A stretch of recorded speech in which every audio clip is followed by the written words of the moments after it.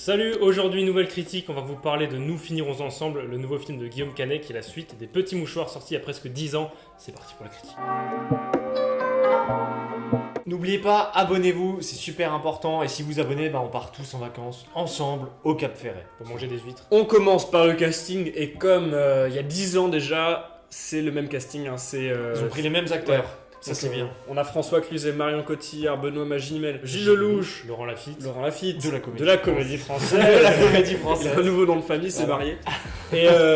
Et on a des nouveaux visages aussi. José Garcia. Et je suis désolé, mais j'aimerais une photo de Robert Downey Jr. et José Garcia. Franchement, ils sont. Il y a un petit Je air. suis je suis désolé, mais d'accord. dans le Il y a film, un j'avais petit l'impression de voir Iron Man. Il y a aussi comme nouveau visage les enfants qu'on avait vu dans la première, dans le premier opus. Mais qui c'est les maintenant mêmes. sont des adultes. C'est ça. Enfin, C'est ce pas sont des ados. enfants vieux. Ça rajoute de l'authenticité à l'histoire. On peut dire que les acteurs ont fait quelque chose de très bien, c'est qu'ils ont bien réussi à reprendre leur rôle en fait, parce qu'on le sait tous qu'ils ont eu une carrière, ils ont tous évolué différemment, et là ils ont dû revenir en jouant un personnage qu'ils avaient joué il y a 9 ans déjà, et ils l'ont repris vraiment à la perfection quoi. Même je peux penser à Marion Cotillard qui elle a un peu changé dans son jeu d'acteur, mais François Cluzet qui lui, il est redevenu le vieux con de vieux l'époque con, en fait. ouais. Peut-être qu'il est comme ça dans la vie de Après, tous les jours. ouais, je pense que justement, les rôles ont été écrits en fonction de leur personnalité dans la vraie vie.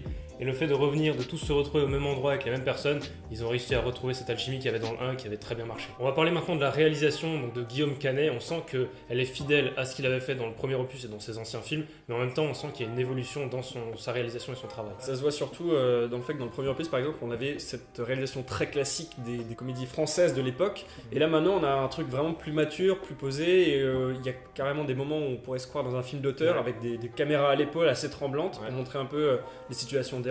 Il y a certains plans qui sont vraiment, que tu retiens, des plans beaucoup plus larges, Ouais. sur la plage par Ouais. exemple, Ouais. où vraiment on voit tous les acteurs qui marchent, et là, c'est un énorme plan large. Oui, là, on a un truc beaucoup plus large, alors que dans le premier, c'était presque un huis clos dans la maison. Ouais. On avait que des gros plans. Et là, par contre, c'est beaucoup de plans drone, on a des plans GoPro. Des plans GoPro. On a des plans larges magnifiques sur la dune du Pilat, vu Ouais. que c'est au Cap Ferret. Tu parlais de plans GoPro, effectivement il y en a, il y a un saut en parachute à un moment dans le film, mon dieu je vous ai spoilé, mais non pas du tout, voilà. Et en fait ça montre un peu que c'est comme quand tu passes des vacances entre potes, tu fais des activités, et voilà, le film de vacances, tu te filmes avec la GoPro, donc en fait le fait d'avoir un peu ces plans GoPro, c'est encore plus film de vacances que Merci. tu pourrais regarder chez toi. Et Ouais. c'est ce qu'on avait dans le 1 avec les plans quand il il y avait Jean Dujardin. Oui, quand ils regardaient Ouais, les ils ont anciennes fait, vidéos. ouais, c'est Voilà. Tant est que dans cette scène c'était très authentique puisque les personnages qui faisaient le saut, ils le Ouais, faisaient ils pour avaient de peur, vrai. hein. En restant sur les plans, il y a un truc que Guillaume Canet avait aussi très bien fait dans le premier, c'est les plans sur les bateaux où ils sont vraiment très stables, souvent avec des grues, avec des espèces de travelling ou je sais pas quoi. Enfin, c'est en tout cas extrêmement bien réussi. On a des images qui sont même dignes des meilleurs reportages animaliers, mais c'est magnifique franchement. Et il y a une scène qui était assez marquante qui se passe sur le bateau. On voit les plans très très stables puisqu'ils sont à la recherche de personnes, tu sais, et c'est très stable et jusqu'au moment où ils se rendent compte qu'il y a un truc plus grave encore que ça qui arrive, et là la caméra change totalement et on passe sur du caméra à l'épaule et on suit les personnages vraiment de plus près. Mhm. Et ça, j'ai trouvé ça bien utilisé, que le contexte soit en accord avec la caméra. Après, il y a un truc qu'il faut le savoir, c'est que Guillaume Canet vit une partie de l'année dans cette région, donc le Cap Ferret. Du coup, il connaît vraiment bien les lieux et on sent qu'il y a eu un amour du lieu parce qu'il y a des plans donc sur la dune du Pilat, sur la mer, sur la plage et les bâtiments, la forêt. Enfin, vraiment, il aime cet endroit, il le montre, il le connaît bien du coup. D'ailleurs, anecdote, dans le premier film, et je crois peut-être aussi dans le deuxième, il y a certains plans de la maison à l'intérieur qui ont été tournés chez Guillaume Canet et Marion Cotillard. Voilà. Quelque chose qui était un peu critiqué dans le premier opus, c'était ce côté très bobo, très parisien en vacances, qui était assez présent dans le film. Les personnes représentées dans le film, c'est des personnes qui font partie d'une classe sociale, on sent qu'ils sont quand même assez aisés, ils sont... C'est des nouveaux riches. Voilà, c'est ça, c'est les nouveaux riches. Et c'était quelque chose qui était assez critiqué dans le premier opus. Et dans ce deuxième film, on sent qu'ils essayent de clasher ces remarques qu'il y a eu envers eux. Notamment avec une scène qui se passe sur un marché où tu as une personne un peu, on va la qualifier de beauf, dans une Renault Espace, qui débarque et qui fait oh les bobos, ça fait quoi là? Et il y a Marion Cotillard qui se lève et qui fait d'où tu m'insultes et tout. Et elle commence à s'énerver, elle veut limite le taper et tout. Et tu sens qu'il y a un peu ce besoin de De se dire libérer de ces voilà, clichés là. Ouais. de dire ouais non c'est pas un film de bobo, on est bien plus que ça, on est un film juste d'amis. On va enchaîner avec la partie scénario et on peut d'ores et déjà dire que c'est une très très bonne suite.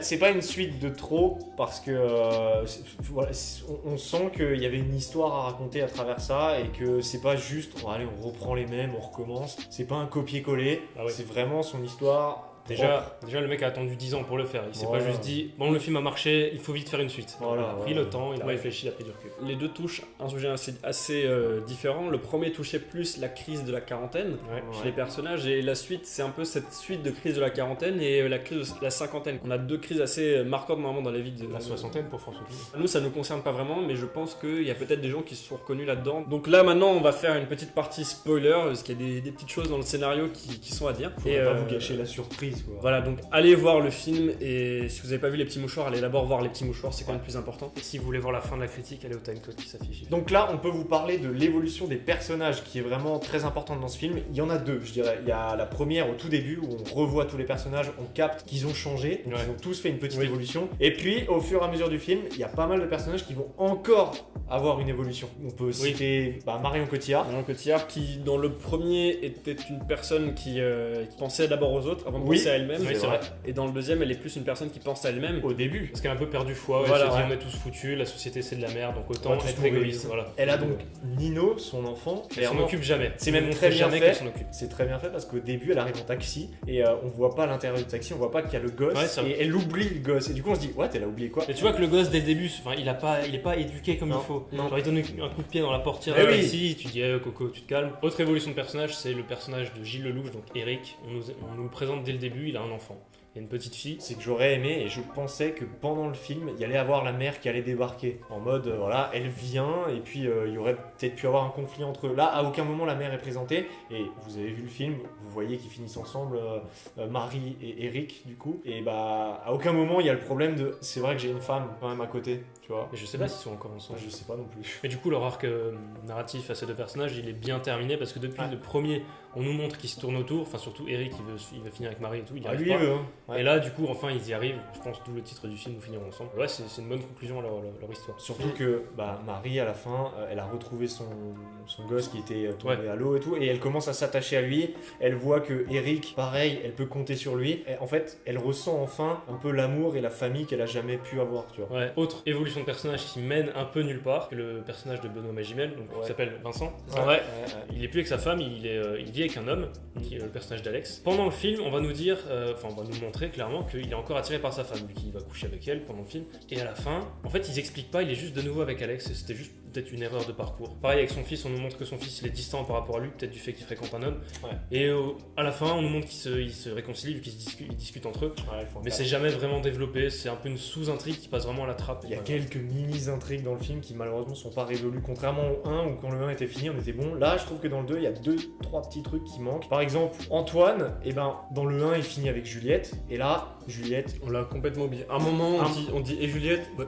Et et là il fait une gueule bizarre et il part. Ça manque un peu d'explication, c'est pas ce qui se passe. Surtout que dans le 1 il fait chier à la récupérer Ouais. et là Mais même pas une scène consacrée à elle, juste quelqu'un qui dirait à l'autre écoute, ouais, ils sont plus ensemble, évite d'en parler, tu vois, simplement. en plus ce qui est drôle c'est que là vraiment le mec pose la question mais pas de réponse. Ouais, mais c'est vrai. Du coup c'est Ouais. vraiment, on dirait un peu que... On dirait qu'ils disent, regardez, il y a une sous-intrigue pas expliquée, vous avez vu Ouais. c'est un bizarre. peu en mode ouais ça c'est peut-être dommage. Encore une sous-intrigue qui mène un peu nulle part. Enfin, si, elle est développée, mais pas assez, je trouve, c'est avec l'ex-femme de Max, donc Valérie Bonneton, qui fréquente du coup le personnage de José Garcia. C'est pas développé. Enfin, si, ça l'est, mais il n'y a pas de conclusion, il J'ai n'y a l'impression pas que vraiment d'impact à la C'est fin. pour créer un antagoniste à l'histoire et Ouais. Et il il n'y est avait pas. abandonné en cours de route. Il n'y en avait pas dans le 1, donc je vois pourquoi il faut en mettre un dans le 2. Et, ouais. Pendant que eux sont dans une autre villa, dans une autre maison, et ben il y a José Garcia et l'ex-femme du coup qui voilà, ils fricotent un petit peu, hein, on peut le dire, mais ça aboutit à rien en fait. Enfin je veux dire, l'ex-femme, on a l'impression qu'elle est en mode oh je regrette un peu ce qui s'est passé, mais en même temps je suis célibataire.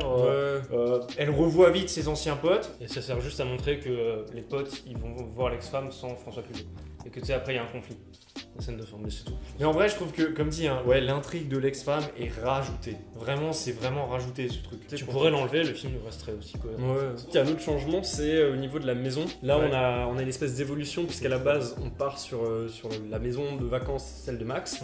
Et puis là, il décide d'en louer une autre, parce qu'il la vend, ouais. Ouais, il a vraiment. On a cette évolution de laisser un peu le passé de côté pour pouvoir grandir chacun de notre côté dans un autre endroit un peu plus neuf, Ouais. Mais je trouve un ça peu bien d'avoir plus quand même mature. d'avoir quand même mis la première maison au début, de pas passer directement sur une autre. Ah non, Et c'est pour ça que à la fin ils y retournent pour se dire ouais c'est C'est ici que tout ça commence. voilà. Il y a une scène qui m'a marqué particulièrement. Évidemment. Évidemment. Ok, c'est comme on l'a dit au début, il y a des nouveaux personnages qui font leur apparition et ils ont repris aussi les gosses du premier film.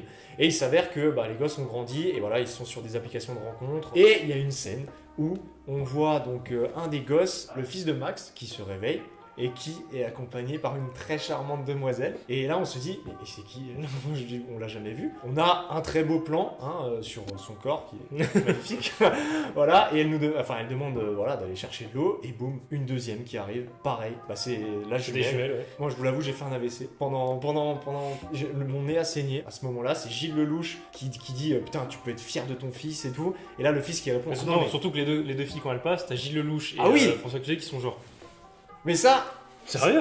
c'est justement c'est pour montrer qu'ils ont vieilli, et que la jeunesse un peu, Voilà. Ça reste des gros beaufs au fond. Et là, ce qui est vraiment marquant dans cette scène, c'est qu'ils disent au fils, alors t'en as bien profité et tout, et lui dit bah non, On n'a rien fait alors on a que rien c'était fait. chaud de ouf. Elles sont sœurs, ça se fait pas. Et là, Gilles Lelouch et François Cluzet qui pètent un câble en mode mais il est con, putain. Et là, franchement, ouais, je me suis reconnu moi. Et enfin, je veux dire, dans quelques années, on sera peut-être comme ça, tu vois. En tout cas, gros big up aux sœurs tantôt. Et à la fin du film, justement, quand il s'apprête à vendre la maison, Max refuse totalement pour une simple et bonne raison, c'est qu'il a ce flashback. Il se revoit dans cette maison avec tous ses amis qui viennent et qui disent Max, mais viens. Ouais.